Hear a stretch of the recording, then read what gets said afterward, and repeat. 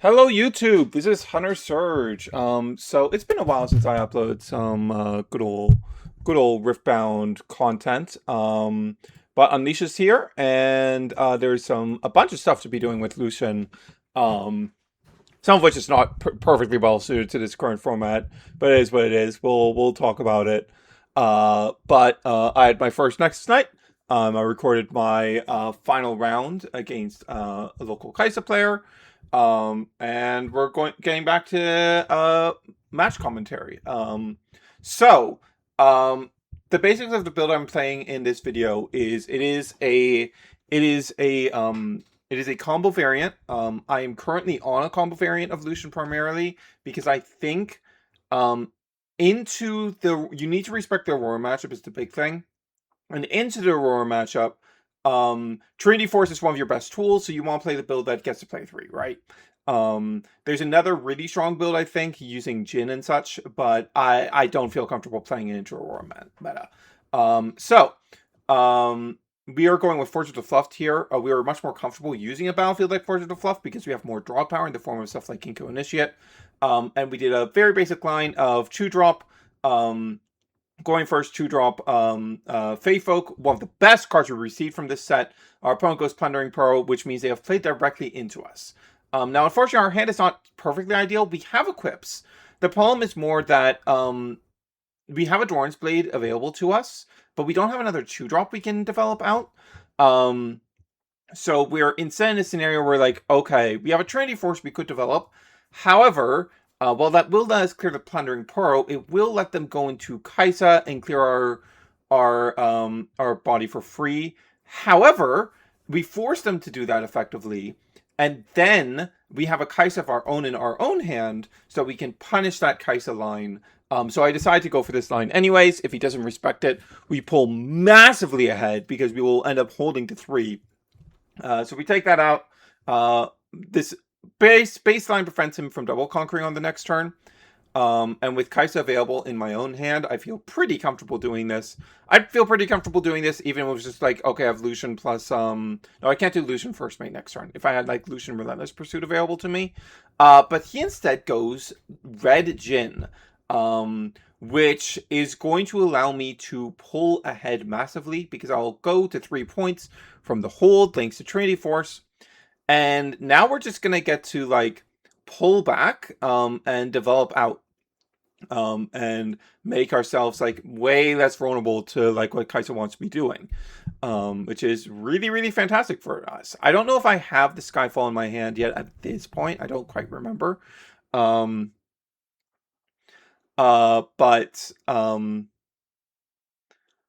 But like being on odd points isn't too much of a concern if we can establish combo at some point and use that to score 3 points in one turn. The way I did this turn was not quite correct. I had the correct line in my brain, I just didn't execute it. So we end up going pull Fey Folk back, play out Lucian, a Weapon Master of the Trinity Force over to Lucian, play out Doran's Blade. The correct line is very obviously we play Doran's Blade first, use the Fortress of Fluff effect to put onto Fey Folk or Lucian. Like we basically just pull Fey Folk back last. There was like now we're gonna have to pay a power cost for Doran's Blade later. Actually, this might end up being correct based on like how we go forward with this. I don't quite remember. No. This is yeah. That line still would have been correct. That line still would have been correct. The only concern is that like that can end up your equipment stuck on something that you don't really want it to be on. But that would have been like the more efficient play that keeps us like better on power expenditure. He just develops Sentry, leaving a ton of energy up, which is scary. We're chilling right now. I'm just like, okay, I'm just gonna go and test the waters. I'm 6 on 4 here. I can like force interaction out of you, and then like play out the rest of my turn. Like I can fail this combat. I'll be fine with that because I have a Kaisa available to me that I can use to still end up winning this combat ultimately. So that's fine. So we get met by Stupefy into Smokescreen, which knocks us all the way down to 1. But we have a Punch first available to us, so we're just going to use that, go up to 6. He only has 2 energy remaining, so to even match this, like he's going to need to use the rest of his energy, and he uses against the odds. to match us for 6 for 6, which we are completely fine with. 6 for 6 matching is something we are completely chill with. Now we get to finally use that Kaisa that I've been talking about since very early in the game. Yeah, using the floating energy from when we used the punch first, plus our 4 reds and a red power to accelerate out Kaisa. Then that Kaisa goes into the Forge, and then the Forge effect will allow us to put an equipment onto Feyfolk and drag up the Sentry and clear out, like, basically put them in a spot where, like, okay, you need to show me accelerate units, or you're not even scoring on this next turn. So, and we get the draw off the seat as well, which is quite nice for us. So we're in a very strong position here. Feels pretty difficult to lose from this position, to be honest. He does still have the Kaisa in Champion Zone. I did forget about that. The Kaisa's going to go over Feyfolk, which is completely fine. I didn't forget about it in the game. I remember thinking about this in the game, but I forgot about it in this moment in the commentary. So that runs over the Feyfolk. We go up to 6 from holding, and we are chilling here. We have we're way ahead on points, so like we're gonna be going for like a fairly ignorant line, but like a line that just like, if this works, we just win the game right here. So we're going Skyfall, using the Forge effect to put it onto Kaisa. Then we're going to be able to bring Kaisa back, develop out First Mate to re-ready the Kaisa. Then we can put the Trinity Force on. We have Trinity Skyfall, and we can go in for our last 2 points. Even if this fails, we have the First Mate, so we have a unit back in base. So we're not completely shot out of luck. And every unit from this point on just threatens the points to win the game. So we just went off that. Game 2. So in siding, I took out... I don't feel Sabotage is too necessary in this matchup right now. At least this specific Kaisa build did not feel as particularly necessary. So I sided out 3 Sabotage and 1 of my Trinity Forces for 2 Unyieldings, because Unyielding is so good into this matchup, as well as 2 Forerunners, because Forerunners, of course, also very, very good into this matchup. I have to go second this time, of course. My opponent has Arena's Greatest, so we're both starting on 1, which is something I greatly appreciate. And my battlefield is the Forbidding Waste. Forbidding Waste is a very nice new battlefield for us. It's a unit that's defending alone here gets -2 might. So one of the big things this does is it makes Feyfolk way better. Way better. Because on the Forbidding Waste game, we don't even need to develop an equipment for Feyfolk to just clear out a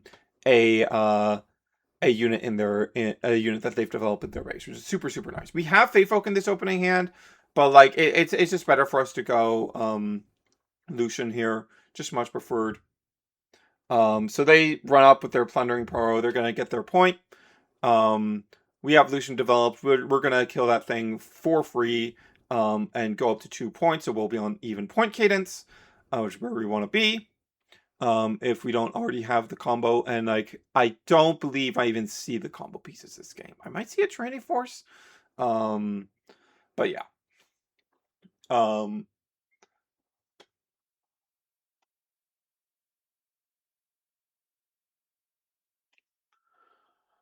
Yeah, so they've just developed a Kaisa. There are some aggressive lines that are potentially available to us, but really, since the Kaisa is there, we just want to play it a bit safe. We want to, like, bide our time, get our opportunity to clear the Kaisa, preferably in a situation where it can't just easily get retreated back, or just forced to retreat out, right? Really. I don't mind that getting redeveloped. Too bad. So yeah, we just win that combat for free, because they were tapped out for the Kaisa. We move back to Lucian, and then we're just gonna follow suit and go 4 for our own Kaisa. And by not accelerating, we also, like, there's no point in accelerating here because we go to an odd point cadence, which doesn't actually help us. It exposes our Kaisa to dying super easily to theirs in combat if they have like a Stupefy or anything.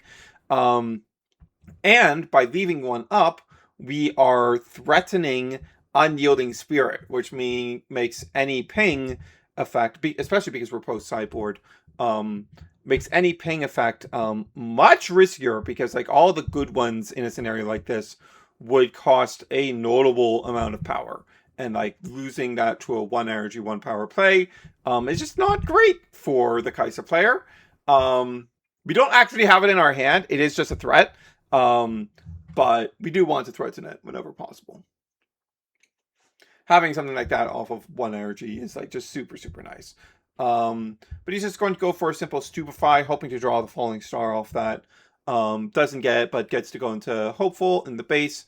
I believe just leaves 3 up.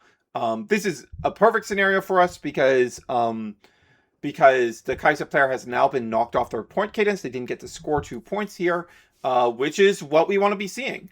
And that's that's really, really fantastic for us. Like really, really good for us. It's exactly what we want. So here we're just going to go for, okay, we're going to develop Doran's Blade, put it onto the Kai'Sa, go up into their Kai'Sa. We have a longsword in hand, which is why we just do it this way. Because like I'm not scared of like anything they could threaten me with 3 energy. Because I can just go into my longsword here, which I will. That Kai'Sa is now 6 after the drop from the smoke screen. They only have 1 energy out. There's not really anything they can do. Like the best they could do is like a Hextech Ray for a crash. On that note, I am a bit like I do have one slight fear, which is that okay, I'm gonna send up this Lucian. I had to spend the longsword here, which means I no longer have the longsword to protect Lucian from a Hextech when it moves in. But even if that happens, I have a Kinko Initiate in hand, so I feel like pretty comfortable in this spot. There's no Hextech, so we just go up to 4, bring Lucian back, and then we just get to develop the Kinko Initiate. Our board is getting pretty wide at this point. We have 2 equipments developed, so we're not going to have any struggles getting over anything. Kinko Initiate is just such a great addition to the deck. Having just like a good body that draws us cards, just replaces itself, is so, so good for the deck. It's incredible. But yeah, we just pass back over. We are in an incredible position once again. Like we were able to take the early game away from the Kai'Sa player, which puts us in a really great spot. They just did not draw any ping spells, which does happen from time to time. It is what it is. And yeah, if they can't like make some good headway on this turn, like we just get to go to 6 for free. And at that point, like we probably just win the game. They develop a Red Jhin. I'll be honest, I think Red Jhin is quite strong, but I don't think Kai'Sa is a deck where it's particularly strong in. I think where Red Jhin is going to shine is in like a red-purple deck where it gets to use Ride the Wind, or in Lucian. I think there's a very strong variant of Lucian that uses Red Jhin. But that variant is, I think I talked about this at the start of the video. That variant is just much worse into Aurora. Doesn't get to play the anti-Aurora tools as much. So it is not what I'm opting to play at the moment. Yeah, we will go up to 5 for free. Lucian will be able to take her 6 point for free. We'll be able to hide everything back in base, and that will make it like basically impossible for our opponent to stop us from just taking our double conquer on the next turn.